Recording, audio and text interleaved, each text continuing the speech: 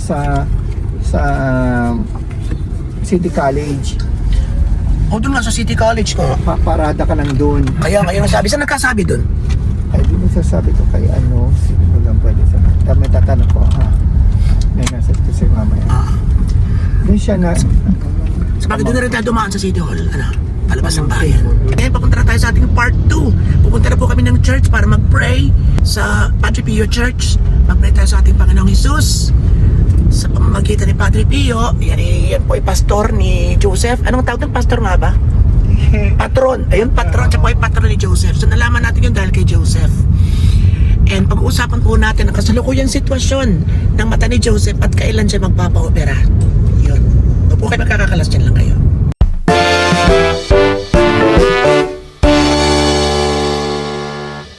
Ayan po, dadaan tayo dito at papakita ko lamang sa inyo. Baka may makakausap din tayo dito.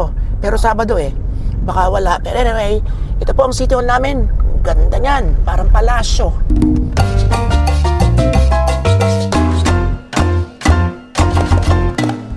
And ang alam namin ni na Joseph ay inaalaw dito yung mga nagtitinda kasi college po yun City College yun. Ay meron doon mga nagtitinda dyan ng pagkain at mga kung ano-ano. Yung mga kung ano-ano yata ay tuwing alas 4. Sa umaga pa lang meron na. Dito yan. Umaga pa lang. Are. Dini. Ay, pwede nga rin, oo. Ay, ibig sabihin, nagbabayad yung mga monthly. Hindi sila nagbabayad. Walang bayad. Talaga? Ay, wala raw bayad, Sayang at wala tayong matanong dini kung paano makakapwesto dini. Ano? Madali lang tanongin. May magtatanong ako. Tatanong-tanong tayo diyan. Wala akong kakilala dini. Ito po ang City College. Yan po ang City College. Ayan. Kaibigan po namin ni Joseph ang ang registrar. Nag-aaya nga pala mag-TikTok si Kate. Panahon. Pwede tayo mag-TikTok. Sa isang araw punta natin. Pwede tayo mag-TikTok ng isa ngayon. Super init yan. Wala nga. Pwede naman yan. Kaganda dyan yan. Ay, wala kayong sumita sa atin? Wala dito. Ayan po yung City College. HRM building and everything. Yan. Yun yung mga napapractice. Ha? Yes. Ay, may guard. Wala yan. Ayun. So, nakita nyo po yung area na pwede kami magtinda-tinda. Siyempre, ay yun ang isang epekto ng pangangailangan. Yan, okay, dyan tayo. Magtitiktok na kami din na talagang minsan na kinakailangan mong Part tayo. wag na sa akin yung sa pangkalahatan, sa mga OFW na umuwi na medyo hindi na kaya ng finances, at hindi lang OFW sa lahat, na talagang minsan kinakailangan na kumapit sa patalim, so kapala ng mukha. Yun. Tayo naman matagal ang makapalang mukha, kaya itry man natin ito, ay okay lang. Kasi sabi ko nga, ngayon pa ba tayo maghihiya? At saka business tinda, yun talagang gusto ko, tinda-tinda. Okay, so yan, sa isang araw baka makakapesto tayo din dito o kaya dun mismo. May mga nagtitinda rin daw dito may mga napesto rin daw. Okay, so dyan po muna kayo at magpaparaos kami ng isang TikTok. Siyempre, ipapalabas natin sa YouTube Shorts.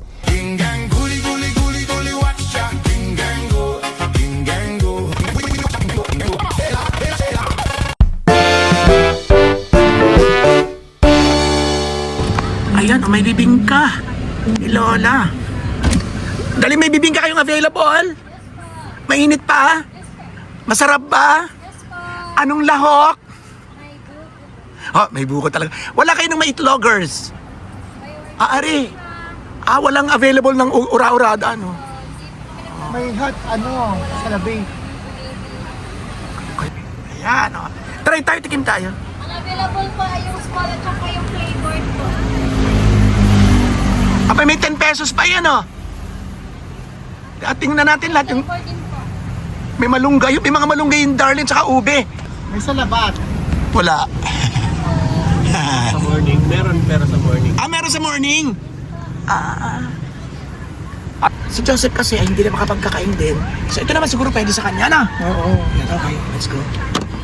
So pag tayo nagtakaw, sa isang araw sa paglabas-labas natin, hindi na makakakain si Joseph ng mga halo-halo, pananakyo, kung ano-ano. Kinakain natin, wala na. Ay, eksakto naman tayo rin naman ay limit din. Okay, tara. Tignan ko, ayan, wow! Mukhang mas, ito mari ang tig 20. Yes po, malunggay, red beans. May malunggay, May sili. Yun ang kanyang gawaan. Ari ay? Wala pang laman. Okay. Ari, pili kayo. Anong gusto ninyo? Ang akin ay itong matcha. Matcha?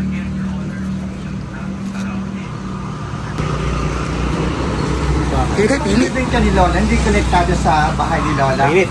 Ang lola ko dati ay nagluluto na... Yan. Yun po yung smart mo at saka yung mga flavor. Ang mukha ako. Oy, Pero ba lang kinuha mo? ano gari? Isa? Ano ito yung ate? Malunggay, red beans, ubihan. Red beans? Kaya ganito palang kalaki. Yung kung gusto mo merong itlog na pula or nyug, ano? Buko, itlog na maalat at saka cheese. Tama yung sabi niya kasi nga, ay! Puta! Okay lang ba yun? Ayan.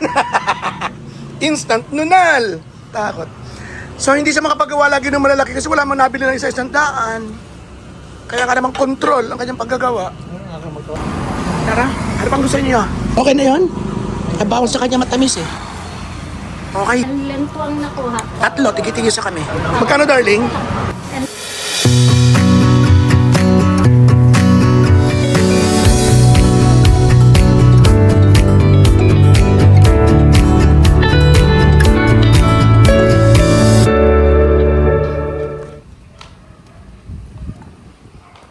Yun ang purpose, no? Kaya hindi ko ginagamit yung isa. Ito yung banggayaan. Yain na mabuhay.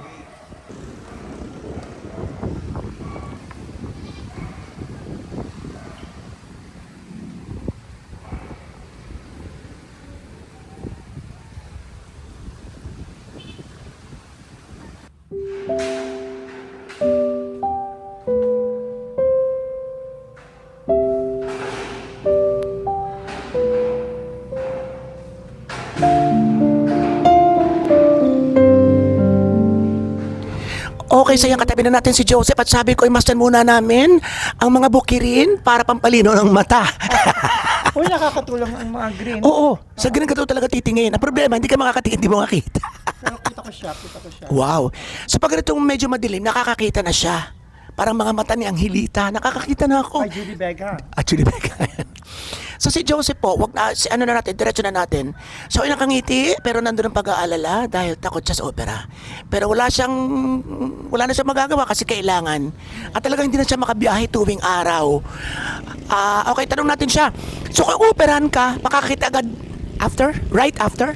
Ay, syempre nagtanong-tanong ako, hindi naman talaga totally na pagkatapos ng operation ay makakakita agad.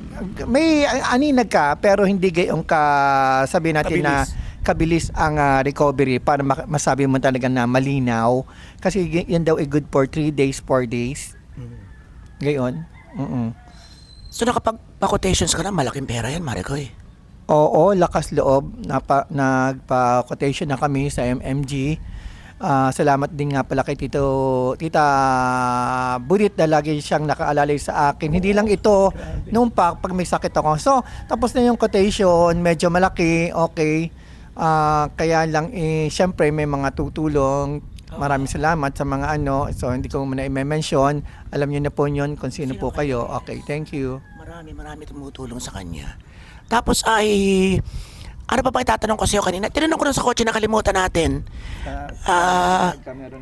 Paano mo nalaman na nagkaroon ka ng diabetes? Kung kasi sabi niya, ay walang mga simptomas masyado. Paano niyo nalaman? Nagpatingin ba agad or what?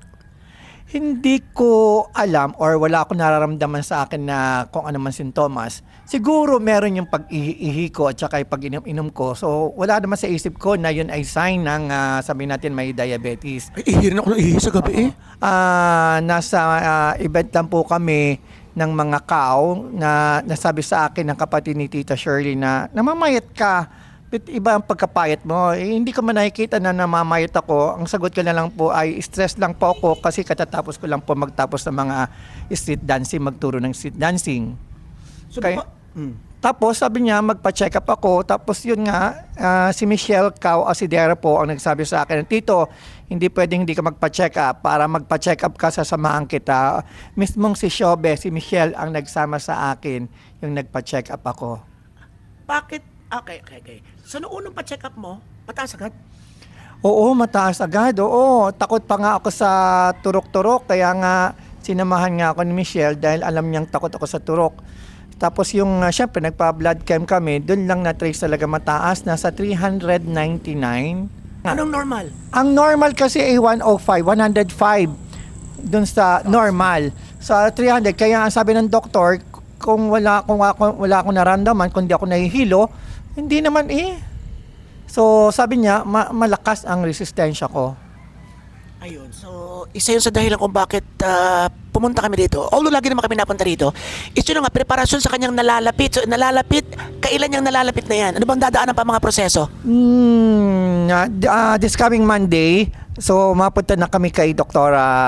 Muli para humingi na ng clearance. Tapos, ang araw din yun, ng Monday, pupunta na rin kami kay Dr. Edwin Tolentino. Kasi tumawag na sa akin yung staff na okay na daw po yung aking PhilHealth. Pwede nang magpa-schedule. Malaking ano rin sa PhilHealth. So, in case ma-schedule ka, ay malamang na August agad, ano? Oo. Malamang ngayong linggong ito. Kaya nga inahanda ko ang sarili ko. Kaya din ako nagtanong-tanong, baka mamaya mabigla ako pag munad ko gayon pa rin ang paningin ko. At least alam ko na nag-a-adjust pa yung ating mata ng 3 days or 4 days. Kaya syempre gusto ko magtanong-tanong, baka mamaya nga mabigla ako na bit gayon pa rin. Ang mahirap doon ba lumipat sa kabila? Kaya wag magsusuplad Ay, Okay. yun ang promise ko. Yun ang Sabi namin ako. Pag hindi nakakita, baka lalo magsuplad Kasi sabi niya, hindi na kasi baka nga lumipat sa kabila. Okay, so takot siya. Lagi nababanggit takot siya doon sa mga pampaturok. Sabi ko kasi sa kanya, nung ako, hindi ko alam kung anong ginawa sa akin. Basta pinaganon ako. Nagising nila ako na nasa kwarto na. Ganon din siyempre ikaw. Hindi mo na rin mararamdaman, wala ka ng malay. Kaya nga. So hiningi ko ngayon, nandito po kami sa likod namin, nasisimbahan po kami ni Padre Pio. Ako naman, alam niyo naman na malapit ako kahit sabi natin na may pagkamatari ako. Siyempre, ako po ay laki or pinag-aral ng aking mga magulang sa mga Catholic school. Siyempre, malapit kami sa kanya. So, lagi ka naman kami tumatawag. Okay. So, ano pa yung mga balak mong gawin? Bakit minamadali mo yung operasyon? Meron ka bang tina-target or something? Or dahil talagang wala na, matindi na talaga?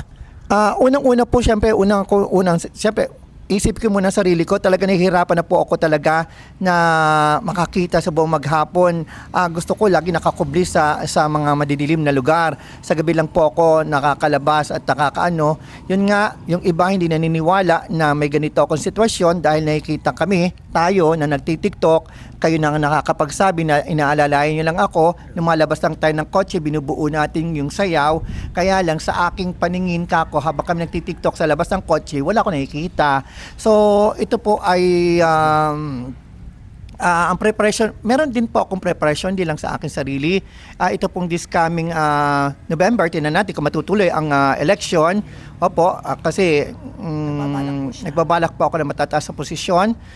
Gusto rin po kung siyempre ipagpatuloy ang pagtulong sa ating kababayan or sa ating mga kabarangay. Gusto ko magsilbi ng tapat na siguradong serbisyo. Kasi baka hindi alam ng iba, siya ho ay konsehal. Siya ho ay konsehal ng Barangay Bayanan. At kaya ako natanong yung kanina kung bakit minamadali mo or something. Kasi ngayon ang isa sa dahilan na may tinatarget pa siya na kailangan siyempre maayos yung kanyang paningin, di ba? Maayos. Ito Robert, pwede ko na nga itong ko ng pagkakatong ito.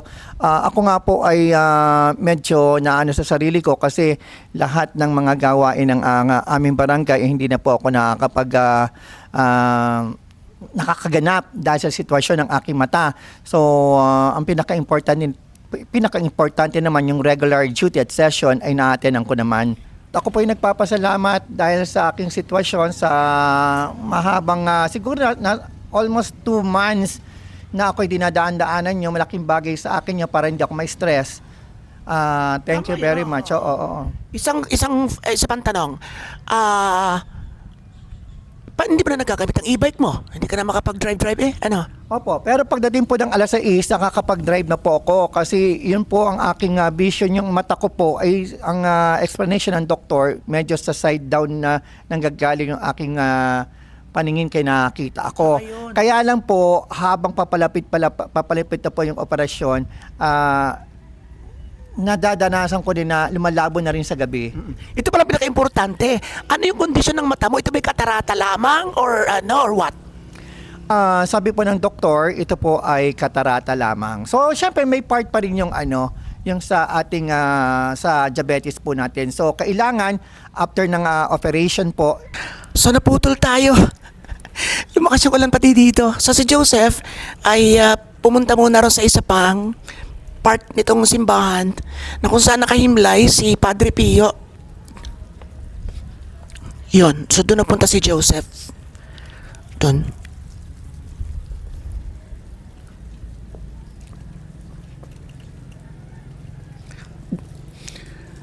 Ayun, so bye-bye na sa inyong lahat. Maraming salamat sa inyong walang sawang pagsama sa ating bawat kembot. At na-share ko sa inyo ang sitwasyon ngayon ni Maring Joseph. Marami rin nagtatanong. At kanina sa first part natin na-share ko yung ating unang-unang karanasan bilang ang tawag online seller. Yun na si Joseph, naglalakad na. Sige, sakay na ikaw, Joseph! Yun, okay, so lalakad na po kami. Maraming salamat sa inyong pagsama sa amin today. At napanood din yung aming kwentuhan ni Maring Joseph at ang kanyang kasalukuyang sitwasyon, ang kanyang kasalukuyang sinasabana, ang kanyang mga mata.